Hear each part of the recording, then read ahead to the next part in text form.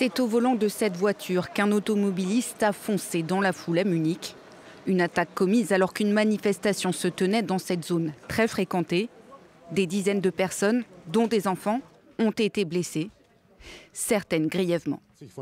Un véhicule s'est approché par l'arrière, a rattrapé un véhicule de police, a commencé à le dépasser, a accéléré et a ensuite foncé dans l'arrière du rassemblement. Des policiers ont rattrapé l'automobiliste et ils ont tiré immédiatement sur le véhicule. L'auteur des faits a été arrêté. Il s'agit d'un demandeur d'asile afghan de 24 ans. Face à ce drame, le chancelier allemand Olaf Scholz veut faire preuve de fermeté et promet d'expulser l'auteur présumé. Il doit être tout à fait clair que le système judiciaire prendra des mesures sévères contre cet auteur avec tous les moyens à sa disposition.